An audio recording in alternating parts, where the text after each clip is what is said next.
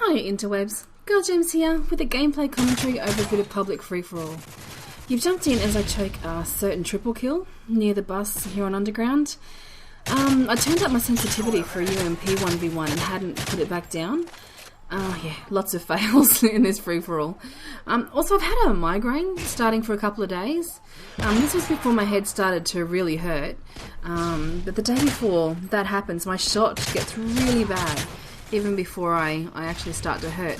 My eye-hand coordination gets very sloppy, and I choke a lot. Tonight, during scrims, my head started to actually pound, and the camera sway started to make me nauseated. It's really not fun. I went terribly most of tonight, and that made me feel even more miserable than the actual headache.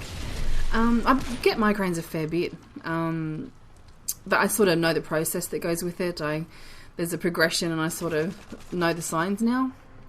But part of playing with the migraine is dealing with my short temper that goes with it. Tonight I muted a teammate because I didn't want to snap at him. He thought he was being cute, and he might have been, but I wasn't feeling it. And rather than lose my cool and make him upset and everyone in the party awkward, I exercised what I hope was a level of maturity and removed the source of the aggravation. I just muted him for the rest of the game. And he's a great guy, and I like him a lot. And when you have pain, you don't have the resilience that you normally do, and I was certainly not feeling myself during games tonight. We all play with people, either competitively or socially, who grade us the wrong way. Not necessarily because you've got a headache, there might just be a personality clash or differences of opinion, and that could make you angry. What I'm interested in finding out from you guys this week is how you cope with those situations. I also want to know if the way you deal with online drama is different to your offline problems. For example, the issue I had tonight was fixed by me muting the teammate. In a work situation, I wouldn't have the luxury of being able to do that. Don't we all wish we could? But I would definitely avoid the source of my aggravation. Essentially, I would behave the same way. And I hope that's true for all my online interactions. I don't want to be a different person online than I am off. I really don't want to make people uncomfortable in either place, and I don't want to escalate a situation unnecessarily.